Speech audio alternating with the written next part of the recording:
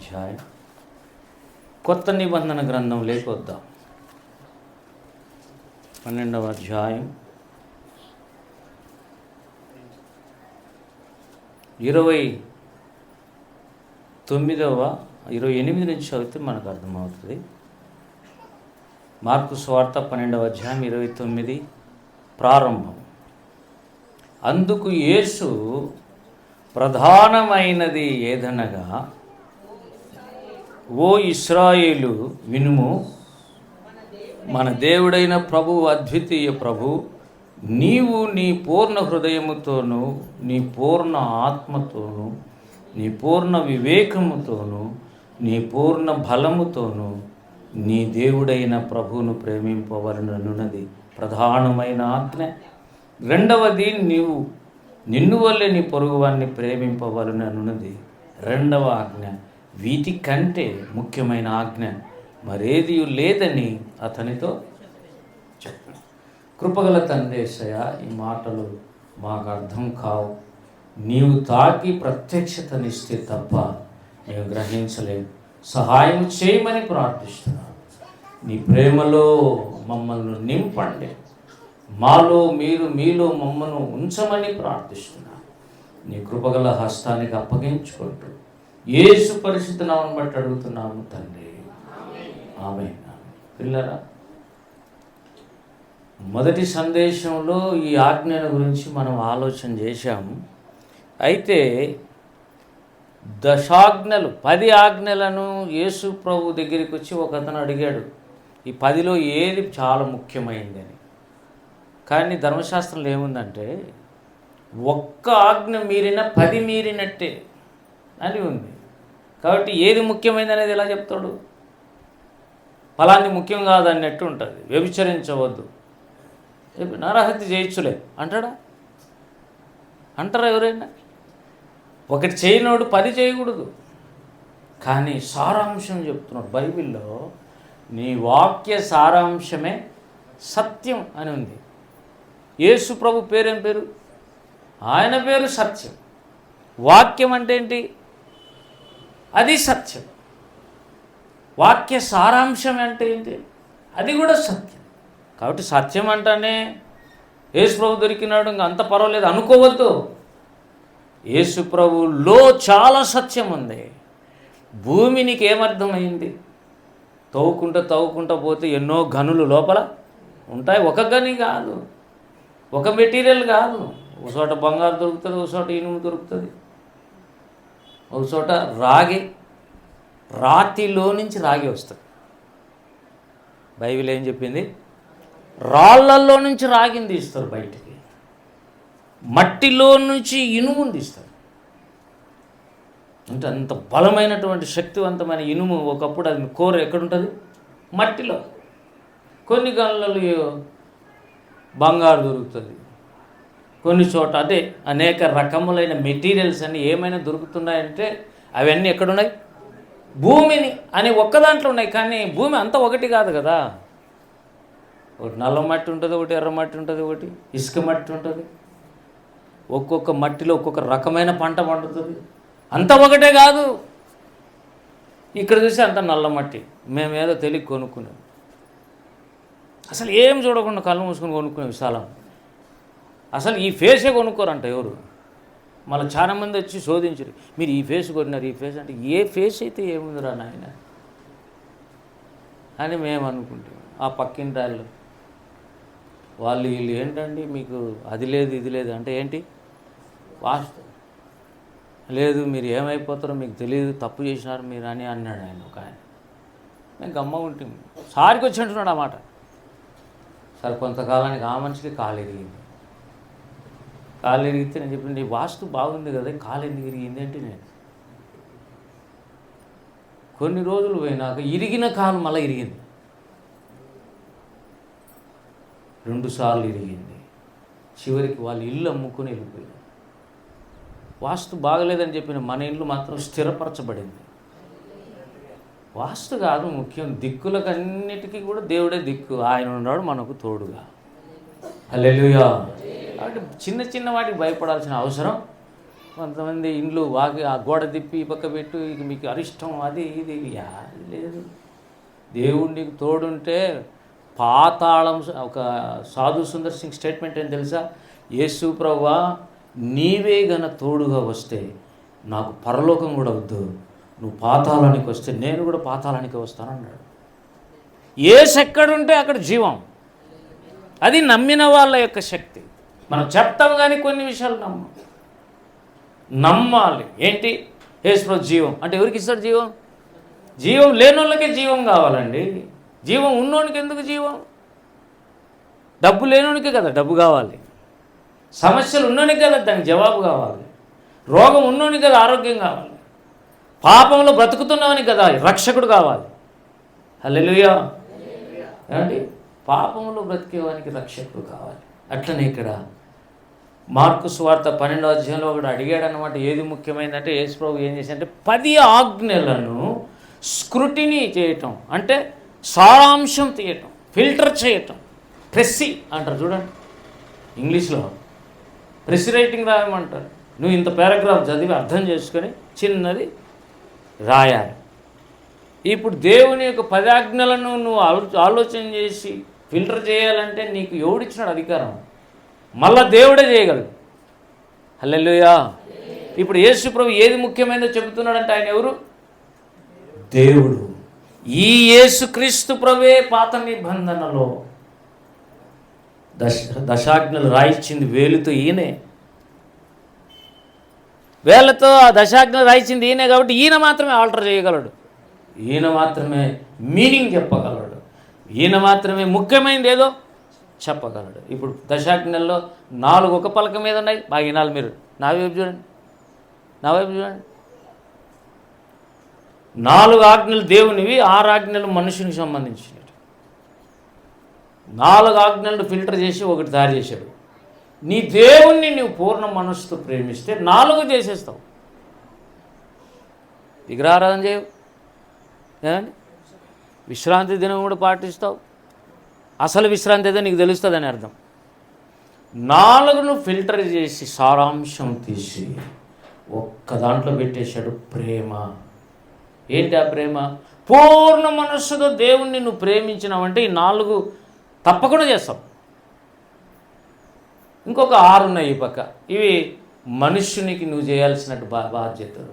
నరహత్య చేయకూడదు అంటే ఇంకొక మనిషిని నువ్వు చంపకూడదు. ఇంకొక మనిషితో వ్యభిచారం చేయకూడదు. ఒకవేళ పొరుగు వాడిని ప్రేమించినావు అనుకో, ఇవి చేస్తావా? ఏది చేయవు. నరహత్య చేయవు, దొంగతనం చేయవు, పొరుగు వాని భార్యను ఆశించవు, ఏమి చేయవు. ఎందుకంటే నువ్వు పొరుగు వాడిని ఏం చేస్తున్నావు? ప్రేమిస్తున్నావు. వానికి నష్టం కలగనియవు, అపకారం చేయనివ్వు. ఇప్పుడే పాట పాడినాం, ప్రేమే జగతికి మూలంలో 1 కొరింథీ 13వ అధ్యాయంలో ప్రేమకున్న లక్షణాల్లో కొన్ని రాశాడు. ఇది ఇప్పుడు పాట కాదు, 40 ఏళ్ళ పాట. అమర్యాదగా నడువనిది, అపకారం చేయనిది అని అక్కడ చాలా లక్షణాలు ఆడ ఉన్నాయి.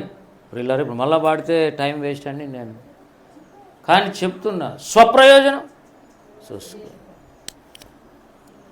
త్వరగా కోపడు. యేసుప్రభు శిలువలో కోపం ఎప్పుడు వచ్చింది? అసలు వచ్చిందా? త్వరగా శీలలు పెట్టి కొడుతున్నప్పుడు ఏంద్రా మీరు అనలేదు. త్వరగా కోపడదు కానీ లేటుగా కోపం వస్తుంది. నువ్వు అట్లే కానీ బ్రతుకుతూ ఉంటే దేవుని కోపం వస్తే ఏశావుని బెరికేసినట్టు బెరికేస్తాడు. మళ్ళీ ఆ కోపం వేరు వస్తే కదా, దాన్ని ఆపలేవు ఎవరు. మీరు చెప్పండి, ఇస్సాకు రిబకా, ఏమ్మా వింటున్నావా? నువ్వు వింటున్నావా? రిబకా ఇస్సాకు వాళ్ళిద్దరికి పుట్టిన వాళ్ళు ఇద్దరు సమానమే కదండి, ఇద్దరు భక్తులే కదండి. రిబకా భక్తురాలా కాదా? దేవుడే పెళ్లి చేసినట్టు లేదా ఆమెకు? ఇస్సాకు అబ్రహాము కొడుకు, పేరు నవ్వు. అబ్రహాం ఎక్కడ ఉంటే అక్కడ నవ్వటమే, సంతోషము ఉందంటే అక్కడ దేవుడు ఉన్నట్టే లెక్క. అటువంటి వ్యక్తి. ఇద్దరు పిల్లలు పుట్టారు కవలలు. చిన్నోడు యాకోబేమో భక్తిపరుడుగా అయ్యాడు లాస్ట్కి, కానీ ఏశావు భ్రష్టుడైపోయాడు. ఒక మంచి ఫ్యామిలీలో నుంచి ఒక అగ్నిగుండం పోయే వ్యక్తి వచ్చాడు బయట. ఎవడైనా చెడిపోవచ్చు. అసలు నిన్ను పరలోకంలో చూడాలి దేవుడు, అది చాలా ముఖ్యమైనది. చర్చిలో కాదు, కొన్నిసార్లు చర్చికి రాలేకపోవచ్చు, కానీ నువ్వు అట్లీస్ట్ చివరిలో ఏం కావాలి? పరలోకంలో కనపడాలి. దేవుని స్తోత్రం. సదాకాలం దేవునితో కూడా నీవు ఉండాలి. అసలు రేపు తెలుసా, ఉదాహరణకు ఇప్పుడు ప్రపంచ జనాభా 750 కోట్లు. 750 కోట్ల మంది పరలోకానికి వచ్చినారని వద్దులే, చెప్పలేము, అంతమంది రాలేదు. కనీసం 300 కోట్ల మంది పరలోకానికి వచ్చారు. 300 కోట్ల మందికి ప్రతి వ్యక్తికి అక్కడ తరుణ్ ఉన్నాడు, యేసుప్రభు పక్కన ఉంటాడు. ఆ ఆత్మకు ఆయన రక్షకుడు. నాకు మళ్ళీ వేరు, నా పొజిషన్ వేరు, నా స్టేటస్ వేరు, స్పిరిచువల్ స్టాండర్డ్స్ వేరు, దేవునితో నడిచిన తీరు వేరు. నాకు ఒక యేసుప్రభు ఉంటాడు, ఆయన నాతో నడుస్తుంటాడు. ఈమెకు తోడుగా ఇంకొక యేసుప్రభు ఉంటాడు.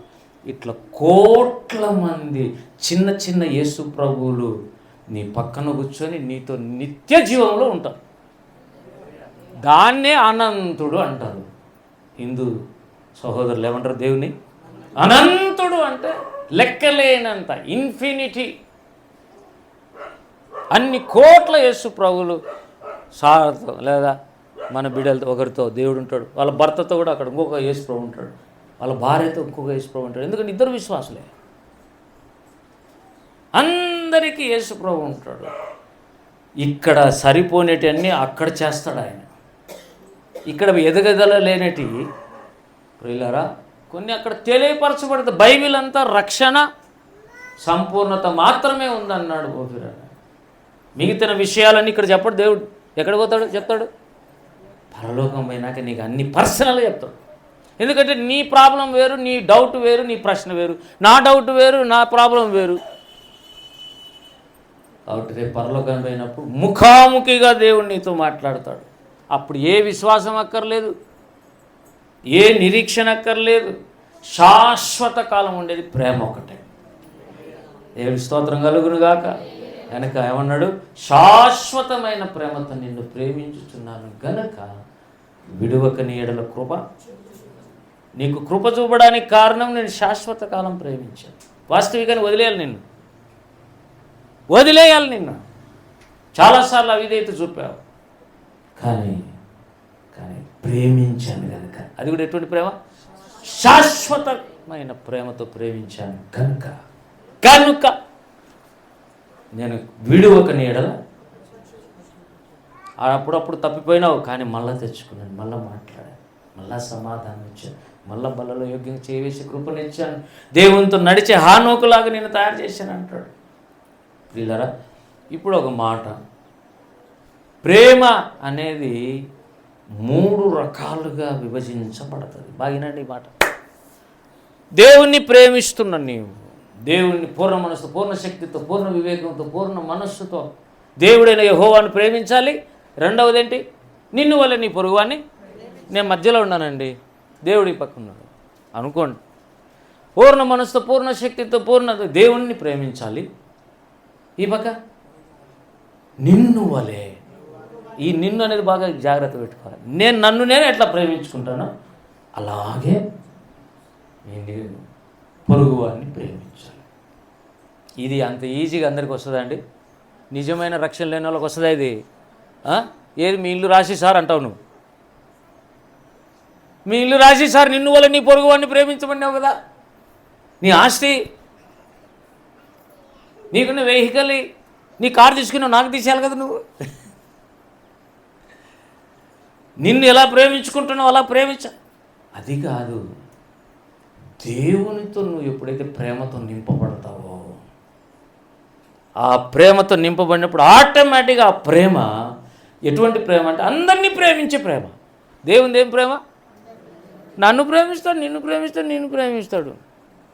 మంచిది. ఎవరైతే దేవుణ్ణి ప్రేమిస్తారో బాగా వినండి, వాళ్ళు సంఘములో ఉన్న సహోదర సహోదరులను ప్రేమిస్తారు. దేవుని స్తోత్రం కలుగును గాక. అంతవరకు సంఘాన్ని ప్రేమించలేదు. యేసును ప్రేమించిన వాళ్ళు మాత్రమే సంఘాన్ని ప్రేమించగలుగుతారు. మూతట్టు తిప్పుకోరు. దారిలో కనపడితే కొంతమంది అసలు మాట్లాడరు.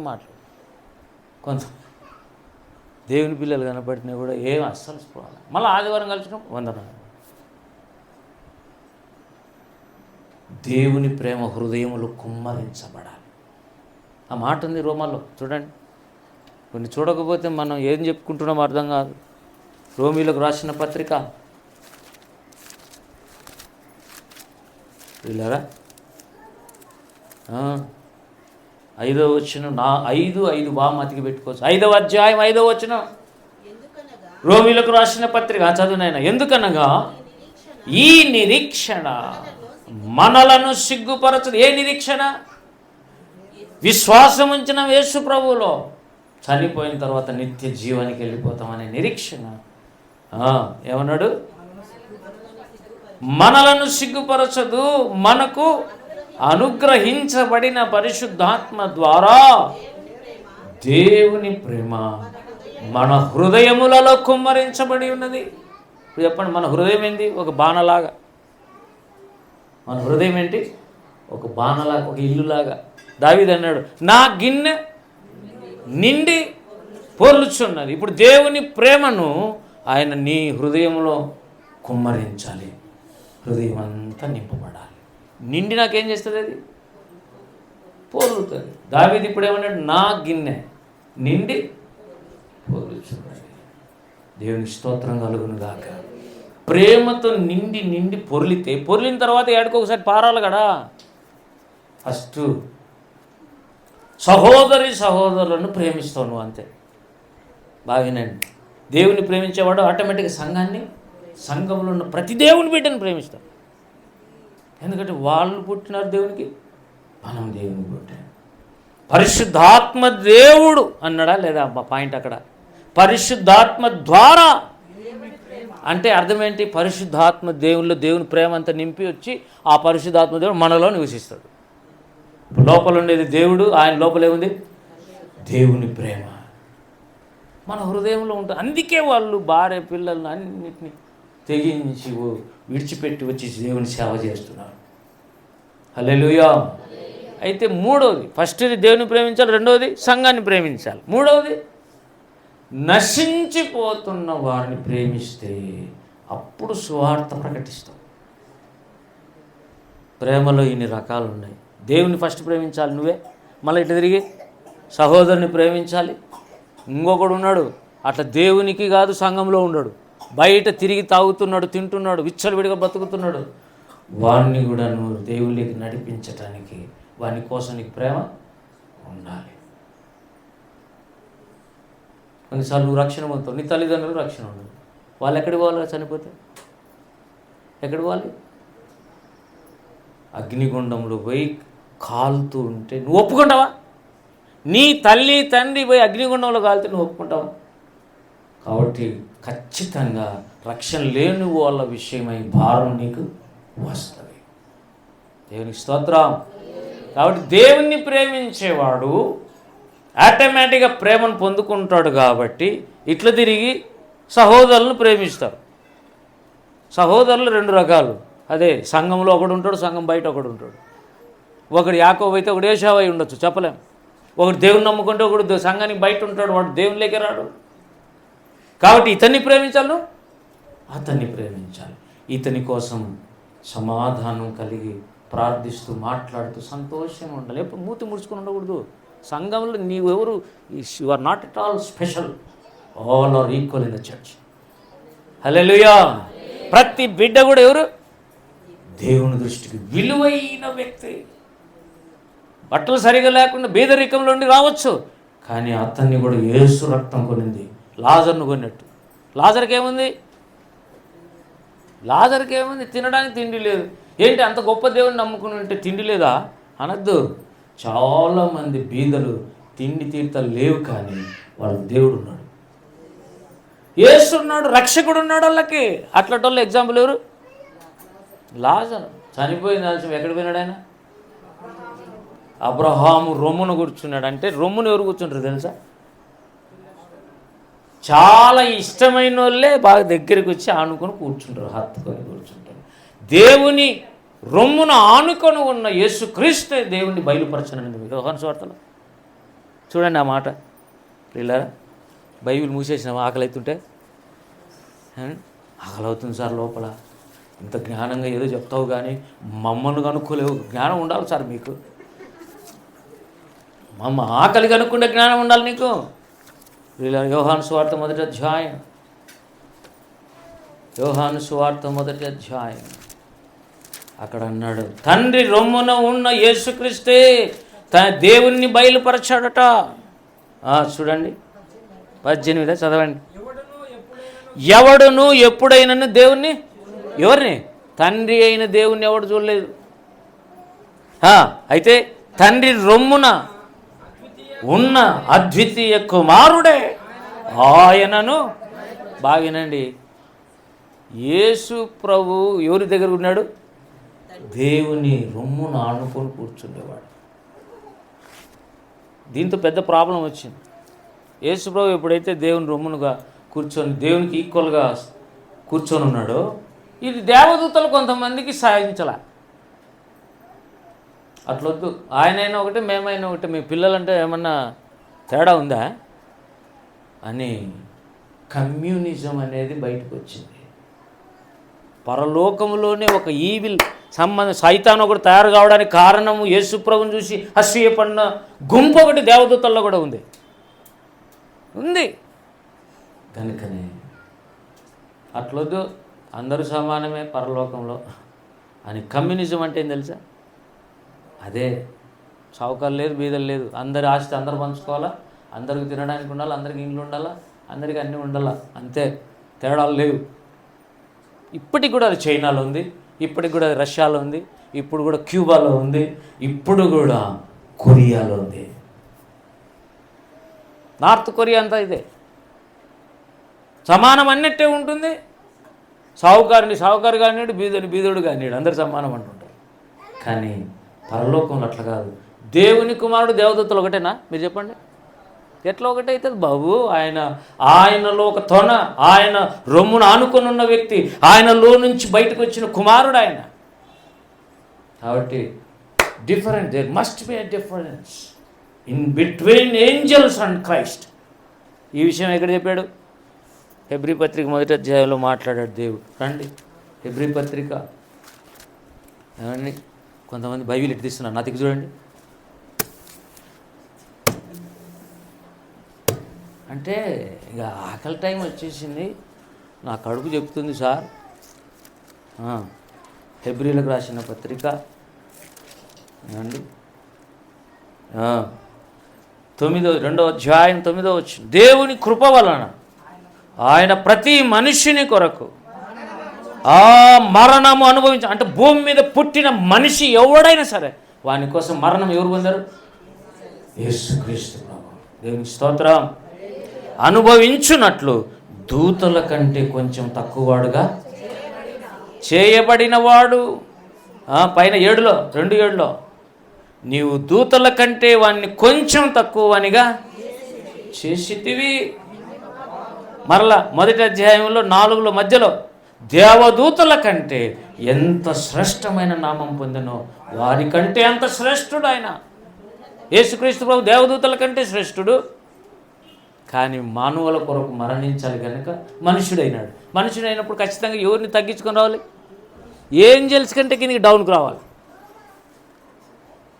కాబట్టి ఆయన తగ్గించడం దేవుల్లో నుంచి తగ్గించుకున్నాడు, బయటికి వచ్చాడు ఆయన. అందుకే ఒకరోజు పుట్టాడు, దేవదూతల కంటే తగ్గించుకున్నాడు, మనుషుడైనాడు. ఇంకా అయినండి మనుషుల కంటే తగ్గించుకొని హీనమైన మరణం పొందాడు.